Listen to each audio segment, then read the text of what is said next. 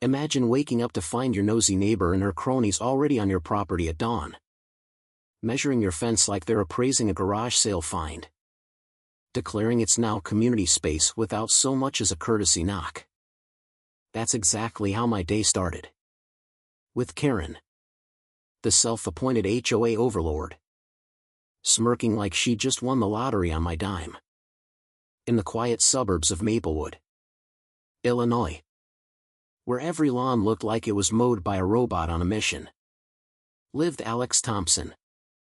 Alex had scraped together every penny from a decade of soul-crushing office jobs to buy his modest home on the edge of the neighborhood, a cozy two-story with a backyard big enough for a vegetable garden, a fire pit, and the kind of privacy that let him unwind with a beer after dark without feeling like he was on stage. The place wasn't fancy, but it was his sanctuary, complete with a quirky chain-link fence he'd installed himself, topped with solar lights that flickered like fireflies at night. Mornings were for coffee on the patio, watching squirrels raid his tomato plants, and ignoring the world beyond his property line. But that world had other plans.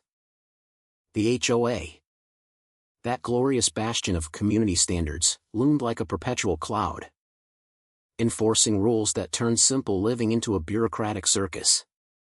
And at the helm was Karen Whitaker, a woman who treated the neighborhood covenant like holy scripture she alone could interpret. With her perfectly coiffed bob and a wardrobe of pastel polos that screamed "I'm in charge," Karen patrolled the streets in her golf cart, clipboard eternally at the ready, doling out fines for offenses like unapproved mailbox decals or excessive holiday lights. She spoke in that saccharine tone reserved for people who think politeness is a weapon, always starting sentences with "as per section 4.2 of the bylaws." Neighbors whispered about her behind closed doors, calling her the Queen of Quibbles, but no one dared challenge her reign. After all, she had the board in her pocket, stacked with yes-men who nodded along to her every decree, terrified of her ability to turn a minor infraction into a full-blown scandal. Alex had heard the rumors, how she'd once fined a family $500 for a trampoline that disrupted visual harmony, but he kept his head down, figuring as long as he paid his dues and mowed on schedule, he'd stay off her radar. Little did he know, Karen had already set her sights on his backyard, convinced it was the perfect spot for a shared community garden that would boost property values and, more importantly, cement her legacy as the HOA's benevolent dictator. It all kicked off innocently enough, or so it seemed, with a knock that felt more like a summons. Alex opened his door one crisp Saturday morning to find Karen standing there, sunglasses perched on her nose despite the overcast sky, flanked by two board members who looked like they'd rather be anywhere else. "Good morning, Mr. Thompson," she chirped, her voice dripping with faux concern. "We've noticed your backyard fences. Well, let's just say it's not quite up to code. Section 7.1 requires all enclosures to be uniform vinyl. Not this rustic chain-link eyesore." Alex blinked, coffee mug in hand, still in his pajamas. "Eyesore? It's been there since I moved in. And my yard's not even visible from the street."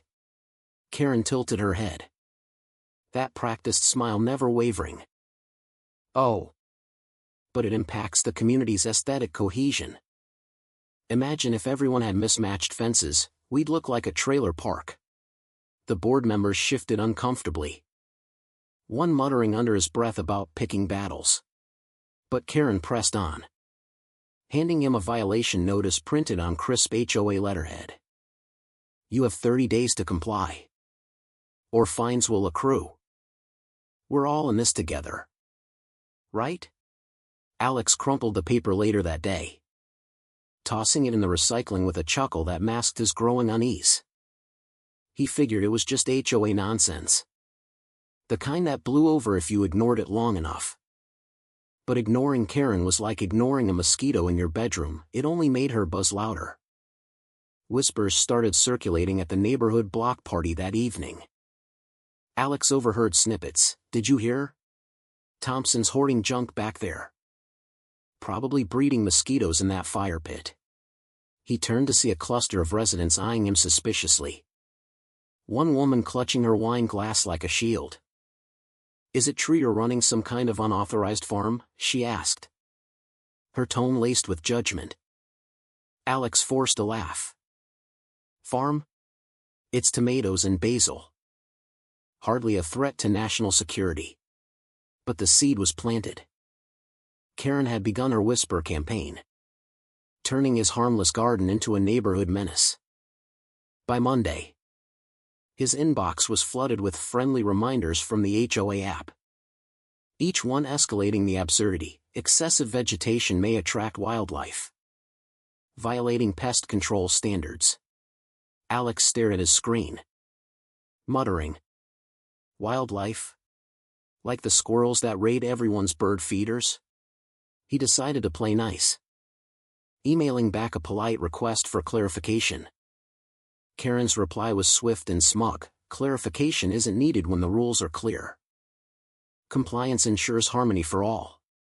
That night, as Alex watered his plants under the solar lights, he noticed a drone humming overhead, its red light blinking like a judgmental eye. He waved it off. But deep down, he knew this was no coincidence. Karen was watching, waiting for her next move. The pressure ramped up like a bad sitcom plot, each episode more ridiculous than the last. Letters started arriving daily, stuffed in his mailbox like unwanted junk mail, each one nitpicking something new. Unauthorized lighting fixtures must be removed. Solar panels disrupt nighttime ambience. Alex snorted, picturing Karen lying awake, offended by his twinkling fence. Ambience? In a suburb where streetlights buzz like angry bees? He vented to his buddy over beer that weekend. But even that felt tainted when a neighbor casually strolled by his fence, peering over with a phone in hand. "Just checking on things," the guy said sheepishly. Karen said there might be code violations. Alex leaned on his shovel, eyes narrowing. "Code violations? Or is she sending spies now?" The man flushed, mumbling about community watch before scurrying off. Soon, the slander hit the HOA's private Facebook group. Screenshots leaked to Alex by a sympathetic insider. "Thompson's yard is a biohazard," one post read, complete with a blurry photo of his compost bin. "Think of the children, rodents could spread disease." Another chimed in, "He's probably growing weed back there." Explains the secrecy. Alex's blood boiled. But he stayed silent, documenting every post, every letter, every drone sighting on his phone. He knew reacting hotly would play into her hands, making him the uncooperative resident she could rally against. Instead, he observed, piecing together her game. She wanted his yard for that damn garden, and she was building a case to force a community vote on eminent domain-style takeover, claiming it was underutilized space. Trespassers became bolder, egged on by Karen's emails urging vigilance. One afternoon, Alex caught a board member actually clipping a sample from his tomato plant over the fence. "What the hell?" he barked. The woman jumped, dropping her shears. "Just testing for invasive species. Per HOA protocol." Alex crossed his arms. "Protocol? Or theft? Those are my heirlooms, literally." She stammered. Karen said it's for the greater good. He snapped a photo, adding it to his growing file. The moxie of it all made him chuckle darkly later, stealing veggies in the name of Trit too. But the laughs turned bitter when rumors reached his work, clients whispering about that guy with the sketchy property. Alex's patience thinned, but he held firm, installing hidden cameras and researching HOA laws late into the night. Karen's facade cracked in subtle ways. Her emails growing more frantic. Failure to comply invites legal review. Don't force our hand. At a mandatory HOA meeting. She stood at the podium. Voice honeyed poison. Mr. Thompson's reluctance threatens our shared values. Who wants a backyard jungle next door? Murmurs of agreement rippled. But Alex sat in the back.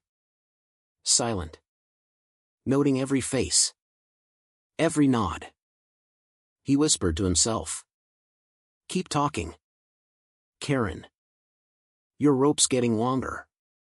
The boiling point hit like a fireworks finale on a Tuesday evening. The air thick with that pre-storm humidity that makes everything feel charged. Alex stepped out to find Karen and her entourage, 3 board members and a gaggle of concerned residents, gathered at his fence. Tape measures in hand. Debating where to relocate his boundary for the proposed garden. One guy was even sketching on a notepad. Muttering. This spot's perfect for raised beds, once we eminent domain it. Karen spotted Alex approaching and straightened.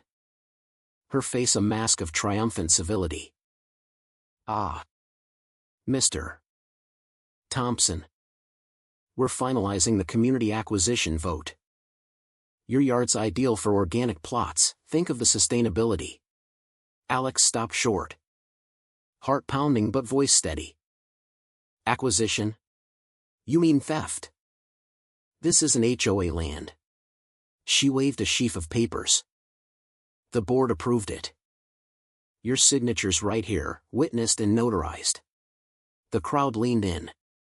Expectant. Alex pulled out his own folder. Thick with evidence. And held up a page. This signature? Forged. And these maps? Altered to include my property falsely. Gasps echoed like popcorn popping. Karen's eyes widened. But she recovered with a scoff. Preposterous. You're fabricating drama to avoid progress. But Alex wasn't done. He flipped the emails. Screenshots of her slander. Biohazard? Weed farm? You spread lies to bully me out. A resident muttered. Karen. Is this true? Her face flushed. Confidence cracking. It's misinterpreted. For the community's benefit. Then came the kicker. Alex played a video from his cameras, Karen herself sneaking onto his property at dusk. Planting evidence like fake rodent droppings near his compost. The crowd erupted in murmurs. You staged it, one woman hissed. Karen stammered. I was inspecting. But the board member beside her backed away. Pale. You said this was legal. Chaos ensued, a resident yelled. Call the cops. As Karen's empire crumbled in real time. Alex stood tall. Watching her panic. That dark humor bubbling up, all her tattoo reduced to a frantic woman clutching fake papers like a lifeline. The sheriff arrived minutes later. Summoned by a tip Alex had anonymously sent earlier. And the truth detonated like a confetti bomb of justice. In the aftermath, the HOA didn't just stumble, it face-planted spectacularly. Leaving Karen sprawled in the mud of her own making. The county review board descended like avenging angels. Dissecting every forged document. Every slanderous post. Every unauthorized trespass. Karen sat in the hearing room. Her pastel polo wilted. Hands twisting a tissue as the prosecutor read charges: fraud, harassment, property tampering. You abused your position for personal gain, he boomed. She whimpered. It was for the neighborhood. But the board turned on her faster than rats fleeing a sinking ship. Voting her out unanimously. Fines rained down, $10,000 for the HOA. Personal liability for Karen that wiped her savings. Neighbors who'd once feared her now boycotted her garage sales. Whispering Karen's karma with gleeful schadenfreude. Alex's yard? Untouched. Thriving. His tomatoes riper than ever. He even hosted a backyard barbecue for the reformed residents. Toasting to real community. The new HOA charter? Rewritten with ironclad privacy rules. No more drones or whispers. As for Karen, she slunk away to a condo downtown. Her reign a cautionary tale whispered in suburbs everywhere. Alex leaned on his fence one sunset. Solar lights twinkling mockingly.